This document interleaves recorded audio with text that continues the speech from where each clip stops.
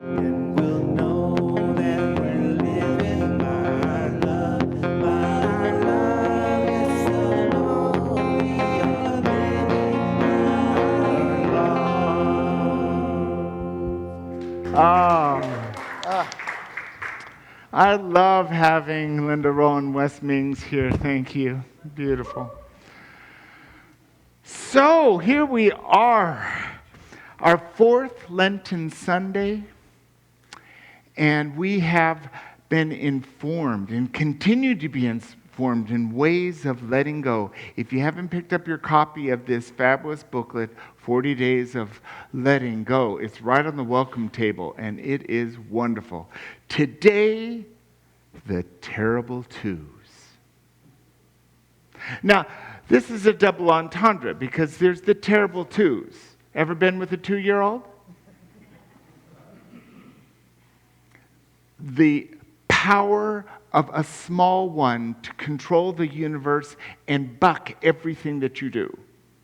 A little temper tantrum and discovering, wow, no is a really powerful word. Let's say it 4,000 times today. You know? Well, the terrible twos, TOOS, is also that in our lives. It comes from the reading today by Reverend Christina Garza in our Lent booklet. And she says, whether we realize it or not, we are often stuck in old stories that have deep power over us. Many of these stories keep us in the terrible twos. Too old, too unattractive, too broken, too ashamed, too unworthy. And we don't believe life can change. Anyone identify with the terrible twos? Of course, because in our human journey, there are situations that have us in our life that have us come into a belief. Too short. Get to a certain place in life, I'm too old. And when we play those records, and yes, those are those vinyl things that, I think everyone here knows what a record is. They play and they keep us held in the past. They short circuit our ability to be present to the glorious possibilities of life. Because we're stuck in a repeat, not being good enough. And it takes courage. It takes strength.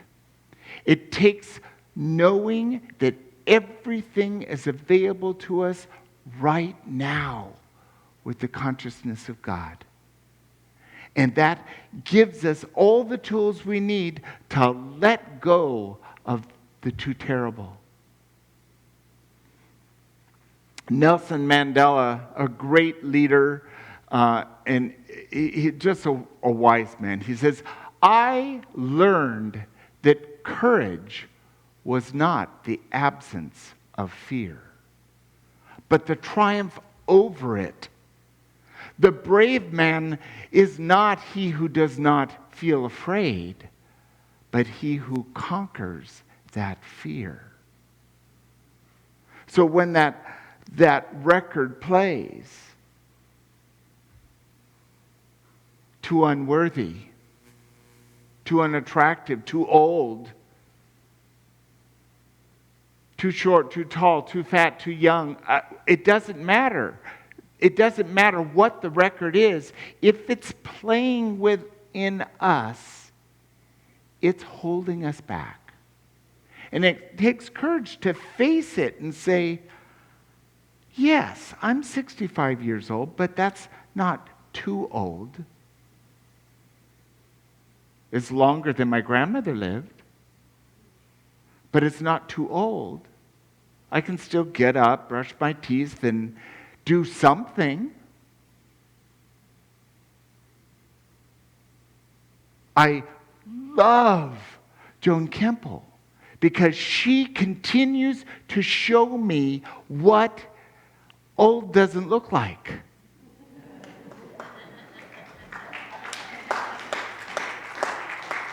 It's that can-do spirit says, yes, I have to use a cane, but it's also good because if you get in my way, I can bash you out of the way.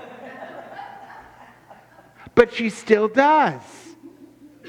Carrying liters of water out to the bird sanctuary. We have everything we need to courageously step into today, right now, and let go of the terrible twos. This is in Scripture. I love this. Deuteronomy 31:6. Be strong and courageous. Do not be afraid, for the Lord your God goes with you. Always. Always, that presence of God is there. And in our human experience, we can open ourselves to that loving light. From our spiritual self, we're one with that light. So there's only half of us that needs to wake up. And it does call on us to be committed, to use our faculties to be strong and courageous. Because I don't know about you, when my records play, they get my full attention. Hello, I'm talking to you, Gary. And it takes courage to go, no, I've heard it before. Thank you for sharing. Turn the record player off.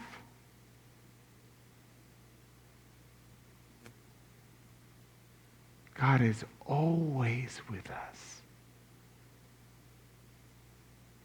With each breath and each expression.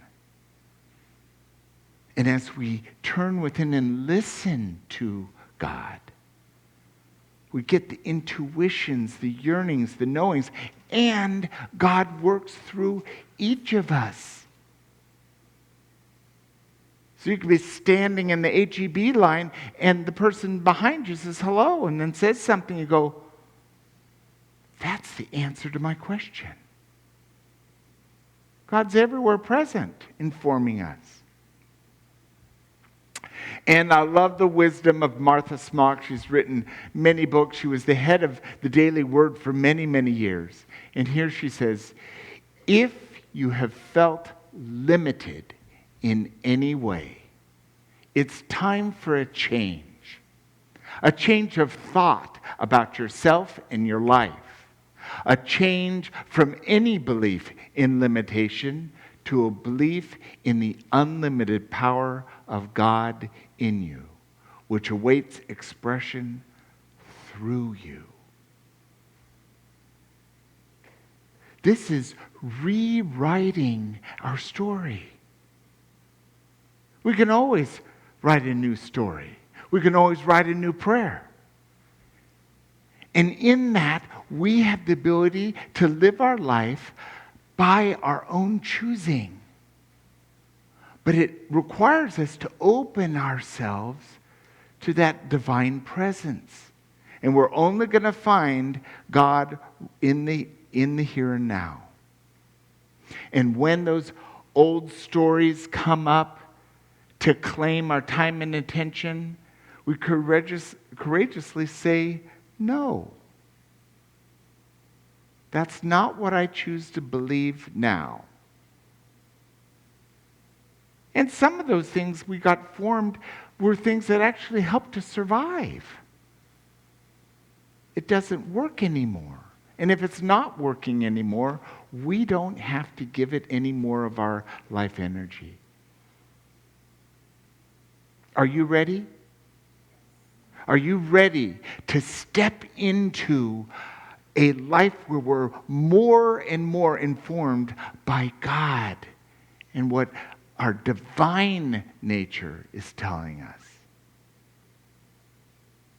That's living this incredible Lenten journey. I am so grateful. Every page of this has cast light on another thing I can let go of. I didn't know there was so much to let go of. And I'm not even done yet.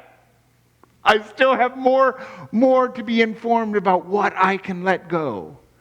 And I'm so grateful that we can explore this possibility and let go of the terrible twos. Thank you.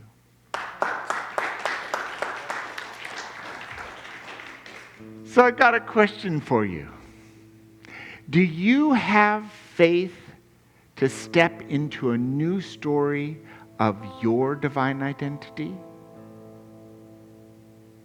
That's where this personal exploration this week is headed. It's steps to rewrite your story.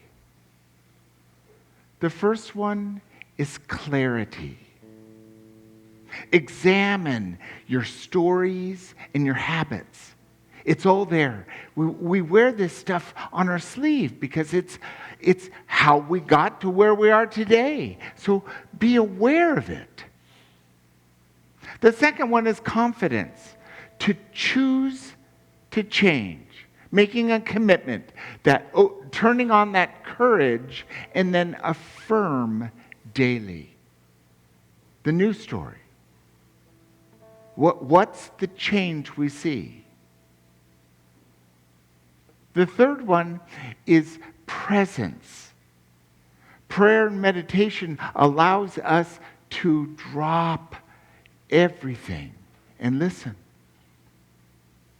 And every prayer we say doesn't change God, it changes us. And the last one is resolve.